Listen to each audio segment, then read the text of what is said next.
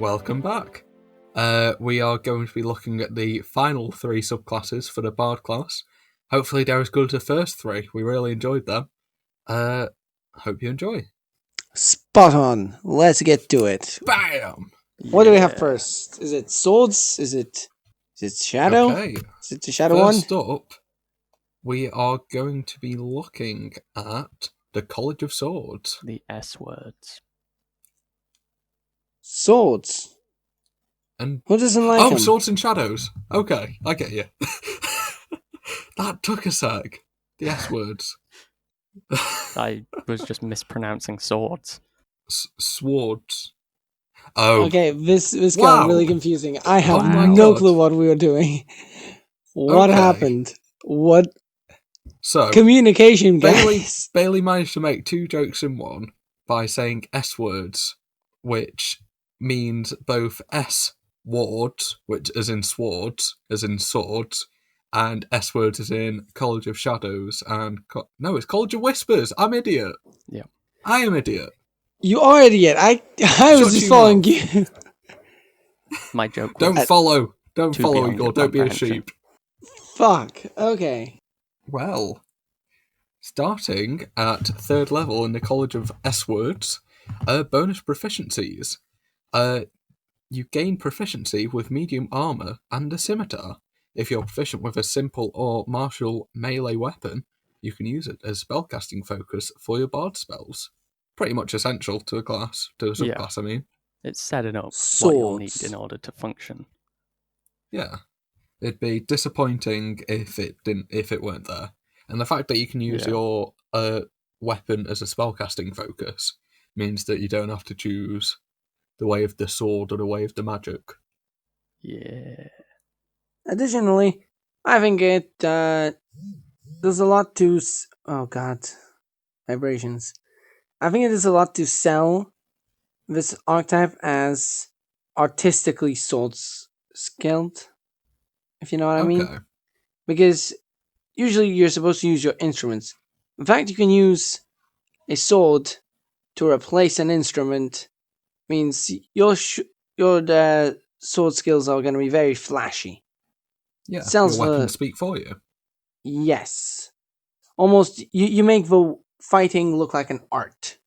Express your soul through swinging a sharp piece of metal around. Yes. Use it like a conducting rod.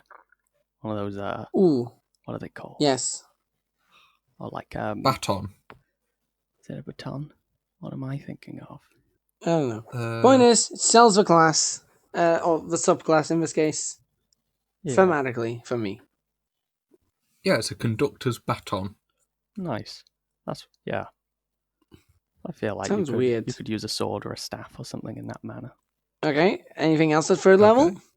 A few things, actually. Oh god. Additionally, we have fighting style. At 3rd level, you adopt a style of fighting as your speciality. Choose one of the following options. You can't take a fighting style option more than once, even if something in the game lets you choose again. Dueling. When you are wielding a melee weapon in one hand and no other weapons, you gain a +2 bonus to damage rolls with that weapon. 2-weapon fighting. When you engage in 2-weapon fighting, you can add your ability modifier to the damage of the second attack. Yeah. This is just asking, do you want to go one-handed or two-handed? Basically. Or and not two-handed, the but previous 2 weapons. The previous spellcasting focus change meant that you can actually go 2-weapon fighting as well. I was expecting more. Because usually... There is more. No, I mean, more options available for the fighting style. Oh, okay. Because this means you don't benefit from a fighting style if you want to go for a great weapon. Or anything like that. I mean, ranged weapons, sure, it'd be a bit pushing it. But why not wield a great sword? You can't wield a great sword unless you take a feat. Yeah. They only get simple weapon, hand crossbows, long swords, rapiers, and short swords. We call rapiers, by the way, because rapiers sounds awkward when you're saying it over and over as our own. When you say that you want to use a weapon, such as, I want to dagger them. replacing it Yeah. with a rapier instead. Not as appropriate to be shouting out. So that's why we do it. That's why I do it anyway. Yeah, they can't wield any great weapons or anything that would really need any other fighting style. So I think it's understandable. Well, I think, which we'll kind of see looking at the next ability, which really defines this subclass, but I think College of Swords is supposed to be more of a light-footed, dex-based fighter of the Bard, whereas moving on in a minute to Valour, I think that's where you could go with the heavier things should you have proficiency. But I think this one is supposed to be a bit lighter. Go ahead then, Bailey. What's the defining ability for this archetype? God, this is a long one. I'm going to have a quick drink before I read it. Oh God. Well then. Blade Flourish. At 3rd level, you learn to perform impressive displays of martial prowess and speed. Whenever you take the attack action on your turn, your walking speed increases by 10 feet until the end of your turn. And if a weapon attack that you make as part of this action hits a creature, you can use one of the following options of your choice. You can only use one per turn. So there are 3 options. I think summarizing them. So, Defensive Flourish. You can expend 1 use of your Bardic Inspiration to cause the weapon to deal extra damage to the target you hit. Damage equals the number rolled. You also add the number rolled to your AC until the start of your next turn. Mobile Flourish. You expend a Bardic Inspiration, deals extra damage equal to the number rolled. You can also push the target up to 5 feet away from you, plus a number of feet equal to the number you roll. You can then immediately use your reaction to move up to your walking speed to an unoccupied space within 5 feet of the target. And then the final option, Slashing Flourish.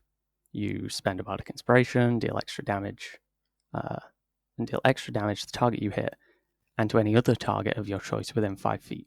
The damage equals the Bardic Inspiration. So that one, same thing about the damage, but that additional rolled damage also applies to another target within 5 feet. Yeah. Interesting. I do like the increase of walking speed. Just at the start, I don't know, like dex-based.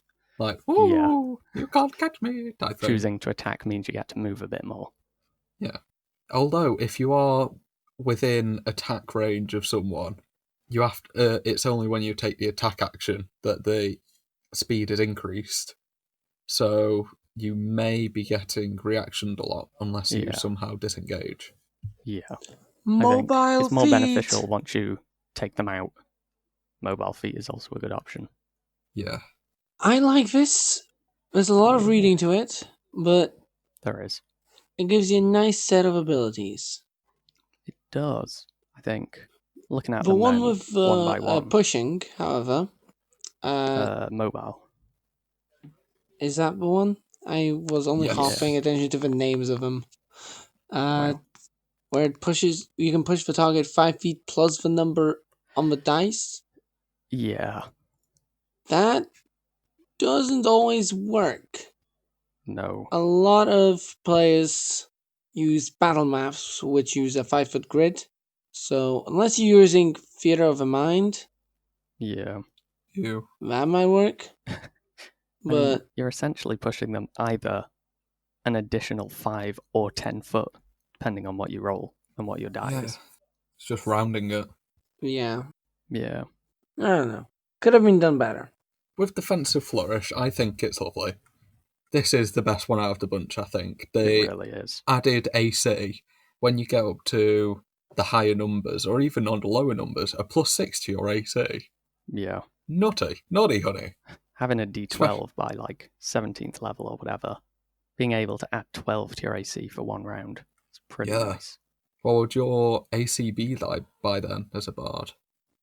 I mean, with this college you get armor. Medium armor. Yeah. So 15-ish? Probably, maybe even 16, depending on what you're using. If you're going true wheel defeat, you're going to have at least 16. If you have a shield, if you're proficient for some reason with a shield, maybe 18-ish. Or if you have some other way of increasing your AC such as magic items. You could be getting a high 20s armor class, maybe even 30 on a max roll. It's pretty nice. Brilliant. For Mobile Flourish, I thought it was bad until I read that you can choose to use the reaction to move to them. I didn't realise that. I was like, well, it's awful, you're just moving the fight. But no, they are being pushed away from you, so that does aid with your walking speed increase, because they'll be forcibly pushed out of your range, or their range, so they won't be able to take an opportunity attack. Lovely. Unless they have a whip. Then you're screwed. Also, you've got your... I mean, it's probably not going to be helpful because you're pushing them a maximum of 17 feet. But you do have, when you take the attack action to do this, your walking speed increases by 10 feet. So, just in case you push them more than 25 or 30 feet away, your movement speed is also increased, just to help make sure you could lose that distance with that reaction. Yeah. Just in case. And Slashing Flourish. It's alright. Yeah. It's circumstantially good if you've got if you want to finish a couple of people off in one move, because they're all really low on health. But it's not fantastic. You're not going to be using it that often, probably. Just one fell swoop. Or 5 damage on another target. Yeah. It's... For the sake of using your Bardic Inspiration, you're dealing a potential of, at this level that you get it, potential of 6 extra damage against one target. I mean, that's pretty good. But when you could instead be enabling one of your allies' attacks to hit, they could be dealing 10 or more damage maybe with a hit. Depends what they decide to use it on. Yeah. And the thing about this ability as well is it eats through your Bardic Inspiration die. So this is gained at 3rd level until you get to 5th level, where Font of Inspiration comes in, where you can take a short or long rest. You can take a short rest to get your Inspiration die back. It's going to eat through it, so it gets a massive power spike at 5th level, I believe. Yeah. You are very limited until then. Yeah. But actually, comparing it to the subclasses we've done previously, I think it's a little bit underpowered, maybe, just by comparison. Okay. Yeah. It's got a lot of combat-focused things, which the bard doesn't usually get. So you'll have a bit better AC, but you're still not quite up there with some of the more combat-focused classes. You're not competing with a fighter anytime soon. And you've also not got the perks of being able to talk to people more gooder that the other subclasses get. Yeah. So it's kind of stuck in the middle. Yeah. Not really going for either end. Which, I mean, you can, I guess, flavor as it being very versatile. But to me, it should specialize. Okay. And it's specializing in something and being a bit underpowered by comparison. Well, that's just my opinion. Yeah. I feel like these could maybe do with a little bit of a buff. An ability later on really makes this a far nicer ability, but as they are at this level, they are probably a little bit underpowered compared to the Glamour, who has enthralling performance and can mass charm a crowd. Or Silver Tongue on the Eloquence Bard. Yeah. Well, what do we have next? Take us away. Next, we have Extra Attack. Starting at 6th level, you can attack twice instead of once whenever you take the attack action on your turn. Doubles your DPS. Lovely. Yeah. Or DPR, I mean. Nice. Yeah. Very much a necessary ability for a subclass focusing on being a fighter when the main class itself doesn't get it. Yeah. It's... I also like how it's 6th level, because you get your power increase at 5th level when you get your your Font of Inspiration up. 6th level is a good place to put it. Comparatively, still underpowered compared to the other archetypes though. But I don't see a way it could be better. You don't, I don't do know. you?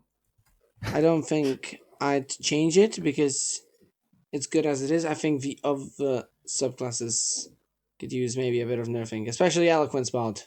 I like it, but God, is it powerful. Yeah. Next up. Okay, next up, we have Master's Flourish. Starting at 14th level, whenever you use a Blade Flourish option, you can roll a d6 and use it instead of expending a Bardic Inspiration die. Fantastic. Oh, yes. It changes the subclass almost.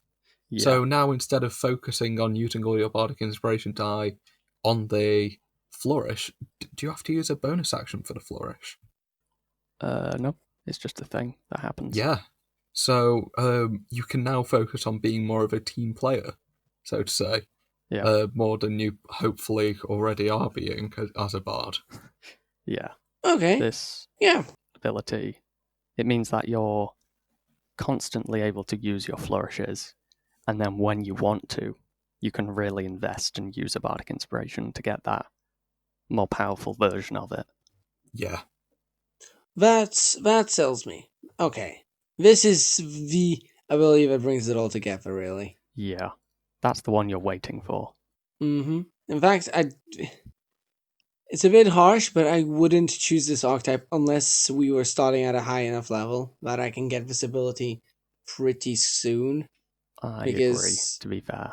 It's not worth suffering having to choose between using Bardic Inspiration as Bardic Inspiration or as a Flourish for 11 levels.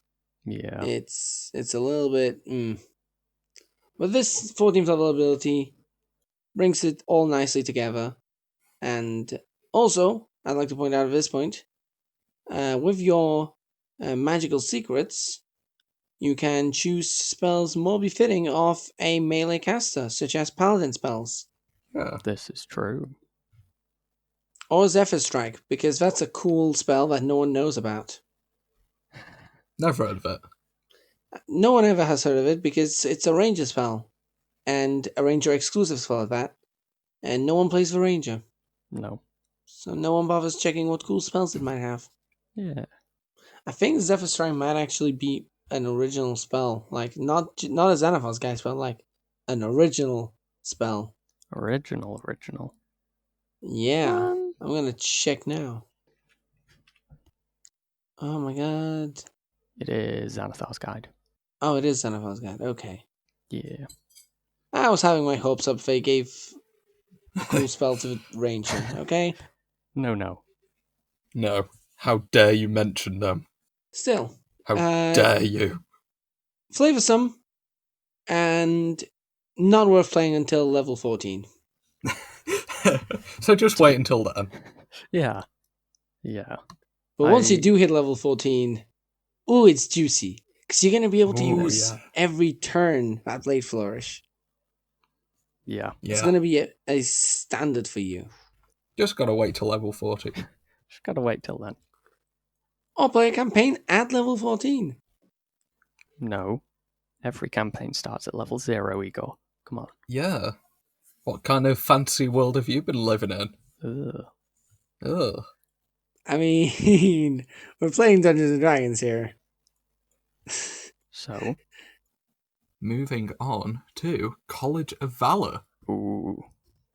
So, at 3rd level, you get bonus proficiencies. When you join the College of Valour at 3rd level, you gain proficiency of medium armour, shields, and martial weapons. Nice. Yeah. This is more fitting into the heavier fighting bard. You've got, in addition, compared to the swords, you've also got shields and all martial weapons, as opposed to just scimitars. So you can choose to go two-handed if you want. However, you don't get a spell casting with your weapon. Yes, that is which true. does hinder you a tad. Yeah. Although, so to unless be you fair, get Warcaster. if you're like holding a greatsword, you can lean the greatsword down while you take one hand off to cast a spell. Speak to your DM. Yeah, definitely speak to your DM about it. But in my mind, the issue with holding two separate weapons is you'd have to drop one or fully sheath it. Whereas with a two-hander, you're just taking one hand off quick. But you'd have to speak with your DM. Yeah. Okay, Yeah. and at 3rd level, Combat Inspiration. You learn to inspire others in battle. A creature that has Bardic Inspiration die from you can roll that die and add the number rolled to the weapon damage roll it just made. Alternatively, when an attack roll is made against a creature, it can use its reaction to roll the Bardic Inspiration die and add the number rolled to its AC against that attack, after seeing the roll but before knowing whether or not it hits or misses. First part's okay, second part's good. Yeah. I think being able to, having greater versatility, drink, for your Bardic Inspiration is really nice. We can get into the nice bits of it, but my only real thing with this is the weird wording on that last sentence. Add the number rolled to its AC against that attack after seeing the roll, but before knowing whether it hits or misses. What? Well, you don't know your AC in game. The DM says, okay, that's a 23 to hit. How do I go, okay, but can I look at the roll before you tell me whether that hits me or not? What? That's weird. I think it kind of assumes that the DM is rolling the die in front of you before telling you the number. Yeah. It's the only way I can It's see definitely that not working out. taking into consideration Roll20, where it automatically adds some modifiers and rolls the damage already for you. Yeah. Which actually, I found out, some people do that in real time, in person. They roll the d20 with the damage dice for the attack. Okay. So they don't And I have guess to... it does speed up. Yeah. Speeds it up a little bit, a smidge. Yeah. But I guess when you're doing so much combat, a smidge is a lot, actually. Yeah, it adds up. But yeah, neat abilities. I like how it plays off of the lore bard, where the lore bard allows you to use Bardic Inspiration in new ways. This one does different new ways. I like that. Yeah, it's nice. It's probably not going to work out to be a ton. Because it's either extra damage, which at this level is a potential of 6. Although you could choose to add that, I guess. Does it to a weapon damage roll it just made? Yeah. So you could choose to add that knowing that it's a critical to double it. Or, let's see. Yeah. Or increasing your armor class against an attack, which could cause it to miss. That seems like the more long-term useful one. I don't know. Because at higher levels, an extra 6 damage probably isn't going to make a huge difference. Or an extra 12, say. Yeah, but if you are doing this on a crit and you have chosen, for example, a smiting spell as your magical secrets, Yeah, it could add up. it could. But I do like that it isn't costing you anything extra. It is just using more of your Bardic Inspiration and giving you more options for it. Yeah. Yeah. Okay, at 6th level, extra attack. Starting at 6th level, you can attack twice instead of once whenever you use the attack action on your turn. Same as the Swords Bard. Gravy. Absolutely broken. More damage. Yeah. Needs nothing. Very necessary. Yes, it does. You should be able to make half an attack using your movement and your action. Makes perfect sense. Yeah, I think this is very necessary, again, for a subclass that is going into fighting when the main class isn't a fighter. Yeah. Okay, and at 14th level, Battle Magic. At 14th level, you have mastered the art of weaving spellcasting and weapon use into a single harmonious act. When you use your action to cast a bard spell, you can make one weapon attack as a bonus action. That is neat. Yeah. It's neat. It's, I think the Eldritch Knight in the fighter gets a similar thing at a similar level, and it's very nice, which means you don't really need to choose too much between kind of whether you're attacking with a weapon or using spells. You can kind of do both. Have your cake and eat it. Yeah. It's a nice little edge. Yeah. I wouldn't say this class is super powerful. This subclass, I mean. Comparing it to, once again, the Eloquence Bard, the Glamour Bard. I think these two martial ones we covered are a little bit underpowered in comparison. Yeah. But they're not necessarily bad. And flavoursome. They're flavoursome. This one has the added benefit that you don't have to wait till 14th level for the archetype to be fun to play. That is true. Out of Swords and Valour, which one would you go for? I have actually played both, and at higher levels I think Swords is better. But Torville was a Valour Bard, because I looked at Valour and Swords, saw that we were 6th level, and thought, at 6th level, Swords is not worth taking, and so I went with Valour. Fair point. Yeah. Lewis? Hello. Moving on.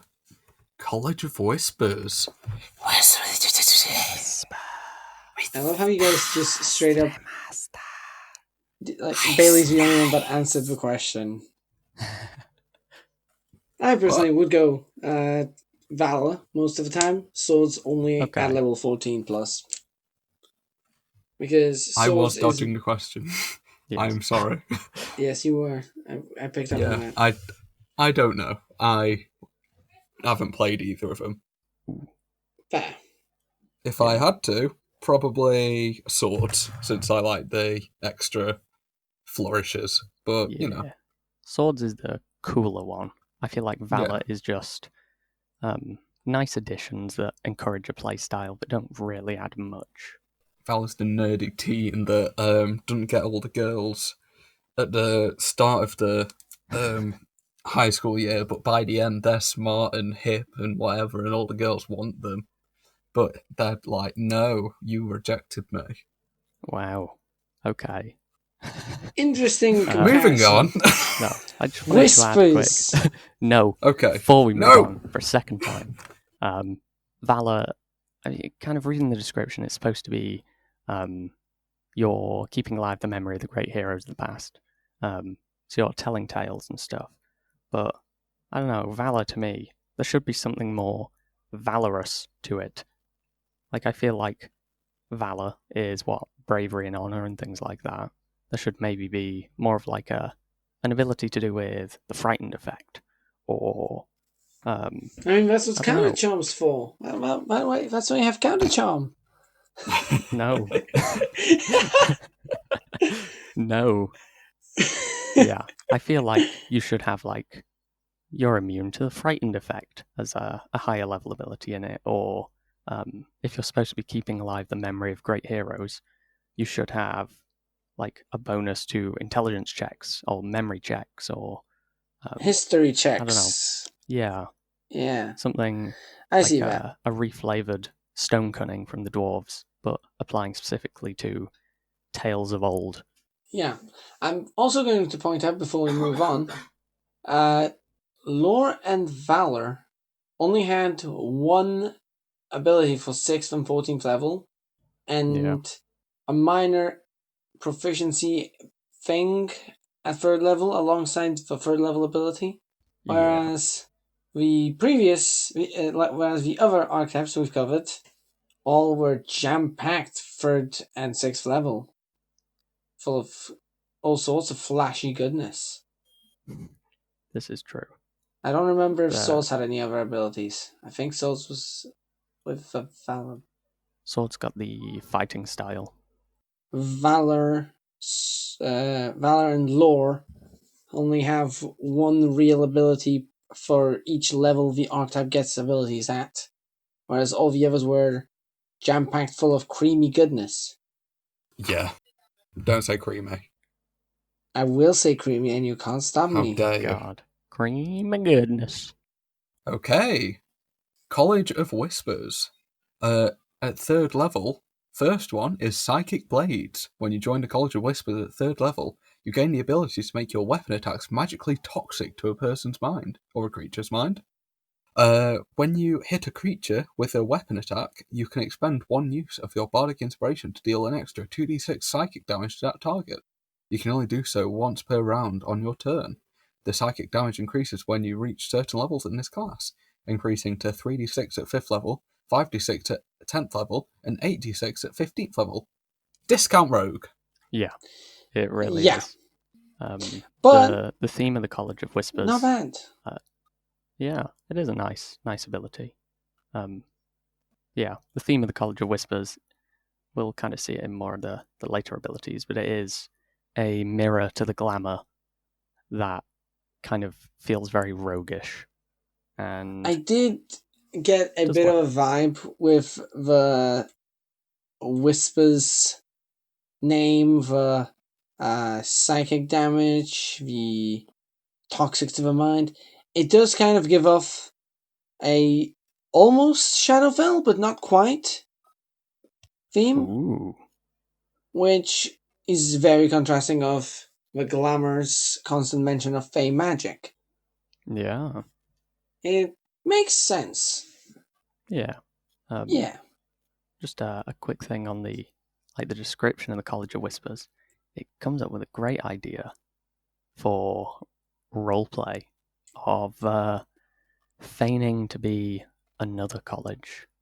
College of Whispers seldom admit that they're a member of the College of Whispers, so you could actually approach or be a member of the party and pretend that you're a different college to the rest of the party until you start using some strange abilities and they realize you're not a Valour bard because, you're not swinging a greatsword. I feel like that'd be a dead giveaway, but Yep. what do I know? Well, I reckon depending on how you play off your abilities, you could perhaps fool the party for quite a while. Yeah. You can always say, I mean, psychic damage is not going to be exactly visible. That's To true. everyone around you, you're just going to be stabbing really, really hard. Yeah. If you're like a dwarf, proficient with a battle axe, you could justifiably kill a person. I mean, Yes. yeah. And yeah. I think you Yeah. could definitely You're not pass gonna another college. yeah.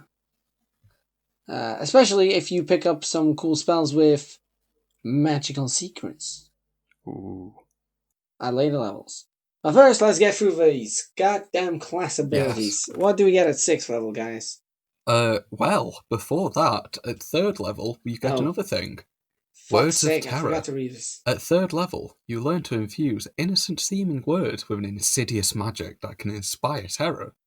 As you speak to a humanoid alone for at least 1 minute, you can attempt to see paranoia in its mind.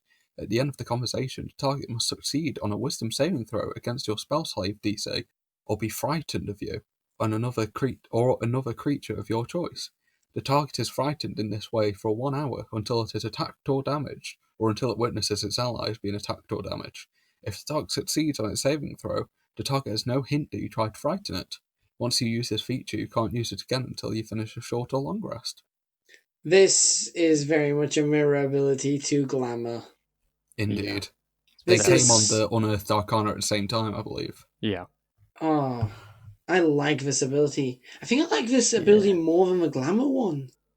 Really? Because you can choose who the target is frightened of. Yes. Yeah. That was a That very is- inspiring line. Juicy. Ooh. Yeah. Oh, I think this might be my necrodancer. My necromancer. God damn. Oh, I hate necrodancer for making me say necrodancer instead of necromancer.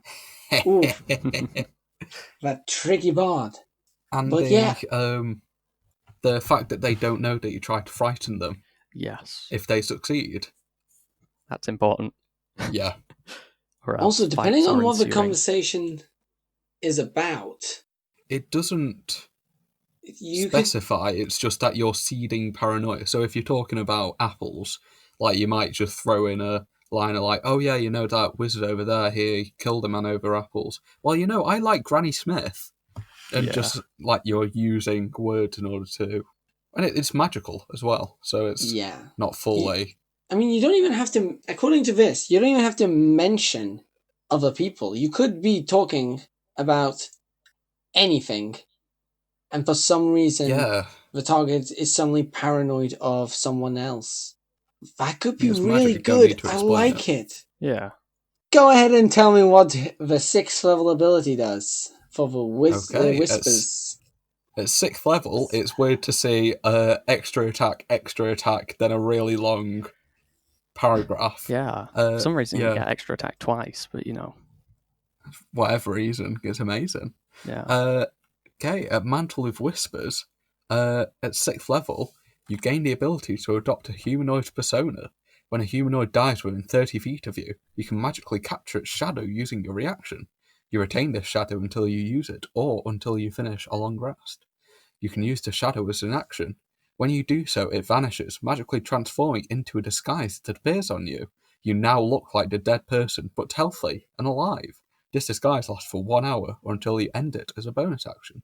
While you're in the disguise, you gain access to all information that the humanoid would freely share with a casual acquaintance. Such information includes general details on its background and personal life, but doesn't include secrets. The information is enough that you can pass yourself off as the person by drawing on its memories. Another creature can see through the disguise by succeeding on a wisdom insight check, contested by a charisma deception check. You gain a +5 bonus to your check. Once you capture a shadow of this feature, you can't capture another one until you finish a short or long rest. How do you like that, Igor? Juicy! Oh, I love this ability already. It is amazing. I love it. Valour Morgulis, friends. Do clarify for me, because I think I missed the part. Do you have to be the person to kill the shadow? No, it just has to be within 30 feet of you. When it dies? When it dies. Interesting. And does the shadow stay until you keep it, until you use it? Until you use it, or until you finish a long rest. Okay. Yeah. Oh my god. This is juicy. It is. I also like how it technically synergizes really well with the actor feat. Yeah. Because it's you trying to pass yourself off as another person. Well, you can automatically pass yourself off as the person since you have the information.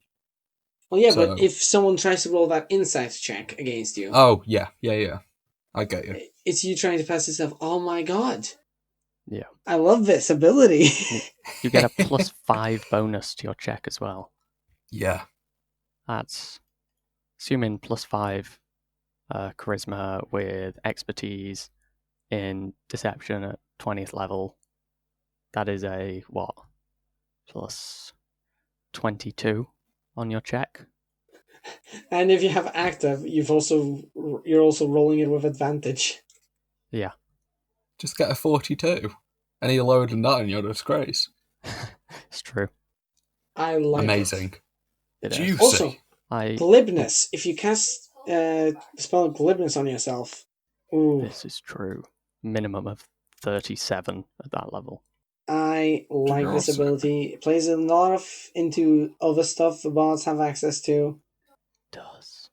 Although, it does scream rogue for me. It does. I feel like you have to take a level or 2 in rogue.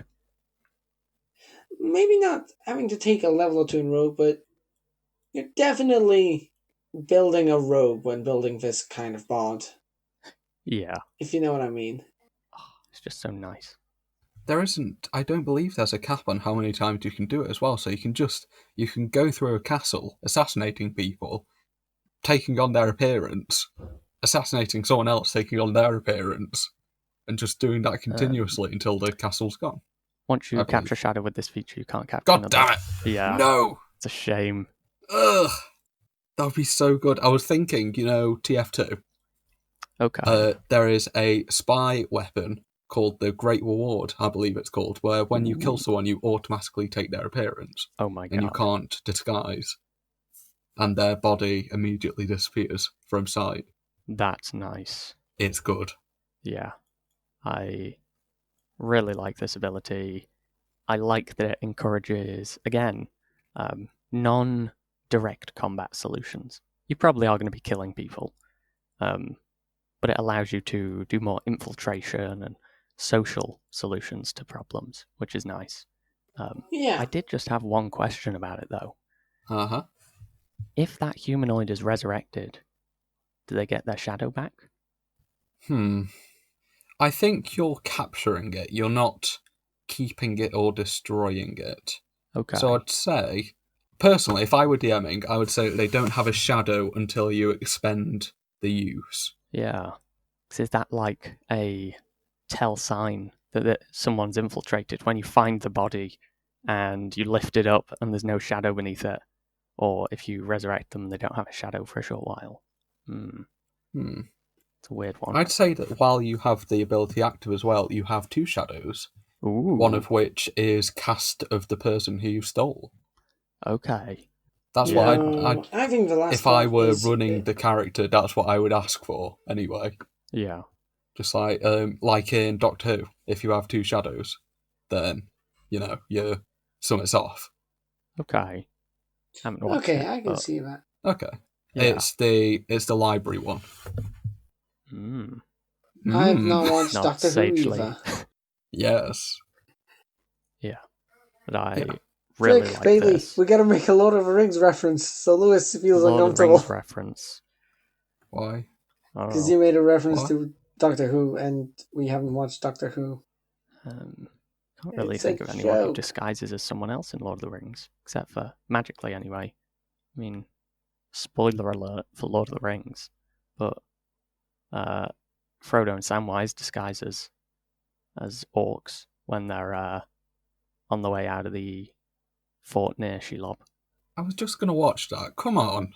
Come on, Lewis. Ugh. You had plenty of time to mute me. He did say spoiler alert. I did. Anyways, For that, like 100-year-old book. and a few-year-old movie. Yeah. Nerds. Ugh. Ugh. Ugh. Yeah. I like the movies. Anything further on Mantle of Whispers? It is juicy. It is fun. I love it. Yes. Okay, moving on to Shadow Law. Let me just get my mouth ready for this. Okay. At 14th level, you gain the ability to weave dark magic into your words and tap into a creature's deepest fears. As an action, you magically whisper a phrase that only one creature of your choice within 30 feet of you can hear. The target must make a wisdom saving throw against your spell save DC. It automatically succeeds if it doesn't share a language with you, or if it can't hear you. On a successful saving throw, your whisper sounds like unintelligible mumbling and has no effect. On a failed saving throw, the target is charmed by you for the next 8 hours or until you or your allies attack it, damage it, or force it to make a saving throw. It interprets the whispers as a description of its most mortifying secret. You gain no knowledge of this secret, but the target is convinced that you know it. The charmed creature obeys your commands for fear that you will reveal its secret. It won't risk its life for you or fight for you unless it was already inclined to do so. It grants you favours and gifts it would offer to a close friend. When the effect ends, the creature has no understanding on why it held you in such fear. Once you use this feature, you can't use it again until you finish a long rest. Juicy! It's super nice. Just all of these things are so beautifully deceptive, and I love it. I think they don't know that they Yeah. held the fear against you. Like, on all of them, is what makes it so fantastic. Yeah. There's This no would've- trail. This last ability would have been especially useful in Bailey's last session in the dungeon Ooh. against that Medusa. We had to talk our way out of it. Okay. Some of Yeah. these abilities would have been on point. Bard would have been pretty useful. I mean, a bot would have been useful when you have to talk to anything anyway, but Yeah. I feel These Whispers would have bot been- in particular would have been juicy. Yeah. I mean, we made it out just fine without it. Yeah. But Sure, bud. as a wizard and a sorcerer, Yeah. Half the party made it out fine. Yeah, the other half are stoned out of their mind. Yeah. Stoned and rock hard. That is the best life to live. I wouldn't agree, but No? besides the point. Okay. I'm just looking for the... So, I mean, this ability, obviously, I love it. It's great. It's amazing. But I did have some theoretical questions here. Of course. I understand that it's a magical ability, so this point is kind of mute, maybe. But it interprets the whispering as a description of its most mortifying secret. What if they don't have any? Like, Everyone has a secret. But mortifying secret that you would serve someone no matter what they're asking you to do.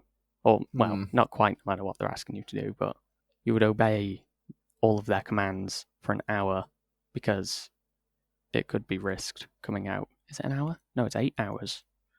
Obeying someone's commands for 8 hours because they're threatening to reveal your secret. I don't think I have many or any secrets that are that mortifying. I guess I would serve someone if they threatened to tell people about that guy that I married in Vegas last week.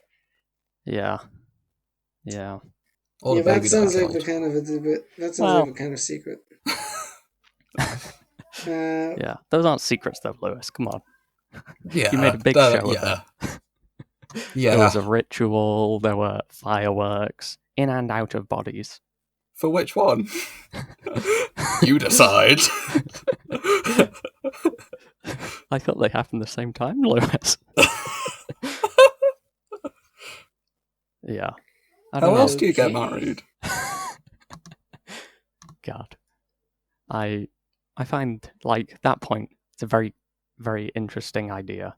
But it's, I don't know. I just, from a narrative standpoint, I can't think of any mortifying secrets that are mortifying enough for me to obey someone for 8 hours over it. But I guess it is magic. And that's... Yeah. Okay. Hear this out. Don't have to If explain a creature magic. doesn't have mortifying secrets, perhaps it's convinced it does. Okay.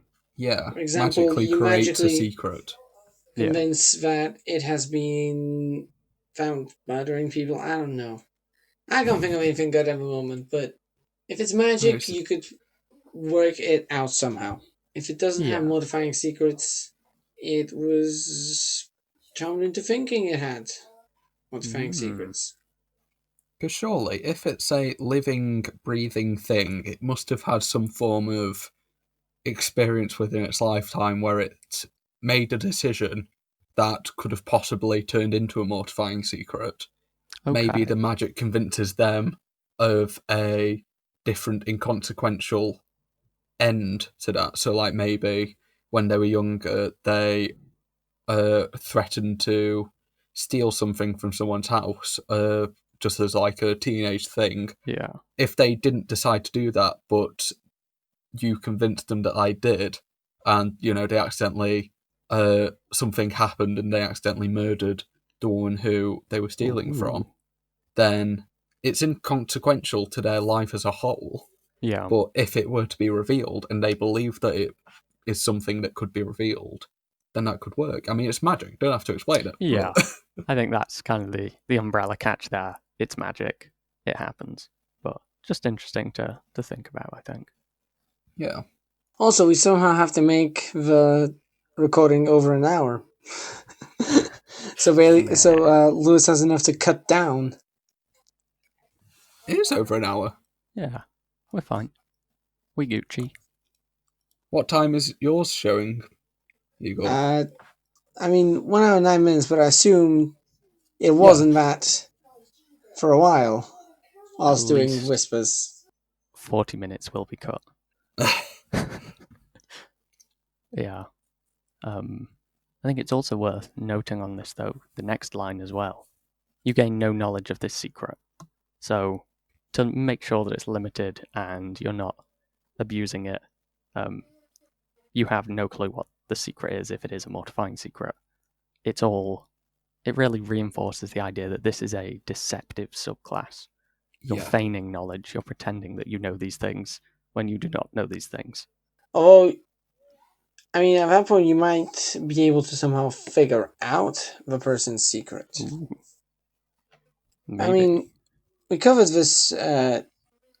Some people might not have a secret, and then magic will do its thing. But I reckon a lot of people will have a secret. Okay. And additionally, if you find out someone's secret, and they know you know, perhaps you could use that to your advantage. By forcing them to roll a disadvantage. Roll the saving throw at disadvantage, bitch. No. There's a lot of potential there. I like this archetype. Yeah. Yeah. It's very nice. I kind of feel inspired to play a Whispers bard. Oh, definitely. That is so cool.